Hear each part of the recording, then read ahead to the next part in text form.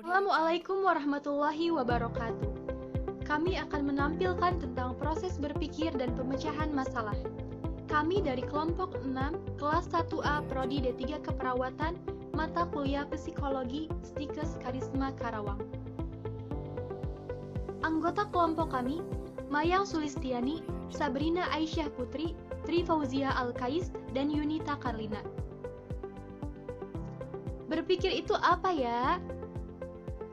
Menurut Solso tahun 1988 mengatakan bahwa berpikir merupakan proses yang menghasilkan representasi mental yang baru melalui transformasi informasi yang melibatkan interaksi yang kompleks antara berbagai proses mental seperti penilaian, abstraksi, penalaran, imajinasi, dan pemecahan masalah.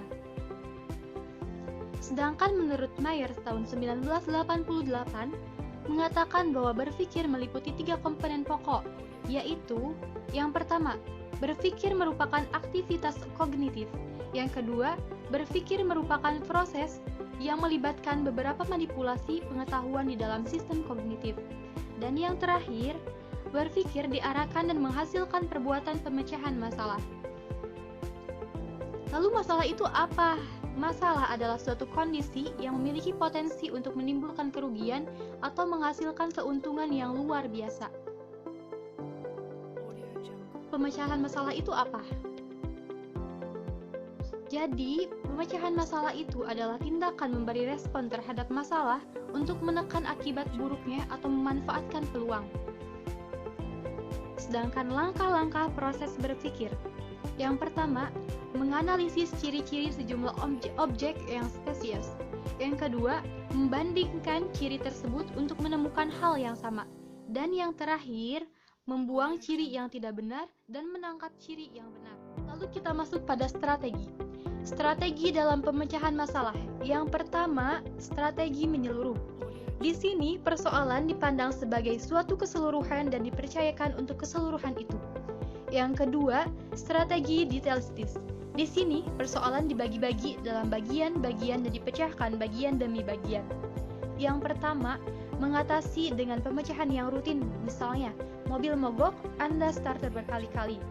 Yang kedua, menggali memori untuk mengetahui cara apa saja yang efektif pada masa lalu. Yang ketiga, mencoba segala kemungkinan cara yang ada. Ini bisa disebut pemecahan mekanis. Yang keempat, menggunakan lambang-lambang verbal dan grafis untuk mengatasi masalah. Dan yang terakhir, introspeksi diri. Ini bisa disebut dengan AHR-Leibniz atau pengalaman AHA atau insight solution. Pembentukan pendapat. Apa itu pembentukan pendapat? Yaitu meletakkan hubungan antara dua buah pengertian atau lebih yang terdiri dari pokok kalimat atau subjek dan sebutan atau predikat. Pendapat dapat dibedakan menjadi 3 macam. Pertama, pendapat positif, yang kedua negatif, dan yang terakhir kebarangkalian atau modalitas. Yang pertama, pendapat positif, yaitu pendapat yang menyatakan keadaan sesuatu. Misalnya, si Dino itu panda, si Rara rajin, dan sebagainya. Yang kedua, pendapat negatif, yaitu pendapat yang menidakkan. Misalnya, si Dani itu bodoh, si Dadang malas, dan sebagainya. Dan yang terakhir, pendapat modalitas atau kebarangkalian, yaitu pendapat yang menerangkan kebarangkalian, kemungkinan-kemungkinan suatu sifat pada suatu hal, misalnya hari ini mungkin hujan, dan sebagainya. Kesimpulan atau pembentukan keputusan. Keputusan adalah hasil perbuatan akal untuk membentuk pendapat baru berdasarkan pendapat-pendapat yang telah ada. Ada 3 macam keputusan, yaitu pertama, keputusan induktif, yaitu keputusan yang diambil dari pendapat-pendapat khusus menuju ke satu pendapat umum. Misalnya, tembaga dipanaskan akan memuai, perak dipanaskan akan memuai, besi dipanaskan akan memuai, kuningan dipanaskan akan memuai. Jadi, kesimpulannya adalah bahwa semua logam kalau dipanaskan akan memuai. Yang kedua, keputusan deduktif, yaitu keputusan yang ditarik dari hal yang umum ke hal yang khusus.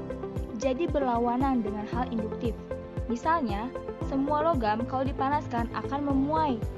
Tembaga adalah logam. Jadi kesimpulannya, tembaga kalau dipanaskan memuai. Contoh lain, semua manusia terkena nasib mati.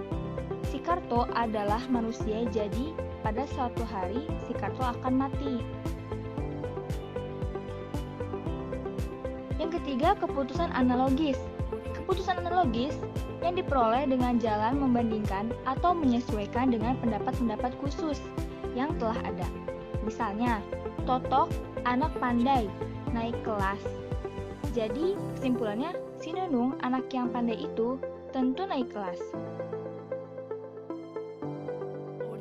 Apa saja sih macam-macam kegiatan berpikir?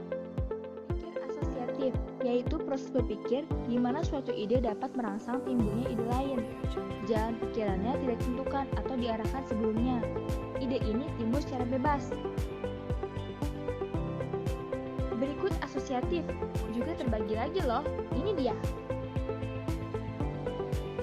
Pertama, asosiasi bebas, yaitu suatu ide akan menimbulkan ide lain tanpa ada batasnya. Misalnya, ide tentang makan dapat merangsang timbulnya ide tentang restoran, dapur, nasi atau yang belum sempat diberi makanan atau hal lainnya. Yang kedua, asosiasi terkontrol, yaitu suatu ide yang menimbulkan ide mengenai hal lain dalam batas-batas tertentu. Misalnya, ide membeli mobil akan merangsang ide-ide lain tentang harganya, modelnya, merawatnya, dan lain sebagainya. Lamun ini adalah menghayal bebas tanpa batas, juga mengenai hal-hal yang tidak realistis. Kemudian ada mimpi. Mimpi itu ide-ide yang timbul secara tidak sadar pada saat tidur. Saat terbangun, kadang terlupakan, kadang juga teringat. Berpikir artistik, proses berpikir yang sangat subjektif, jalan pikiran yang sangat dipengaruhi oleh pendapat dan pandangan pribadi. Biasanya dilakukan oleh seniman untuk menciptakan karyanya. Berpikir terarah, yaitu proses berpikir yang telah ditentukan sebelumnya, biasanya diarahkan pada pemecahan masalah. Berpikir terarah terbagi dua, yaitu berpikir analitis, berpikir secara konvergen atau cenderung menyempit dan menuju jawaban yang tunggal. Berpikir kreatif, berpikir untuk menentukan hubungan-hubungan baru antara berbagai hal, menemukan pemecahan baru, sistem baru, bentuk artistik baru, dan sebagainya.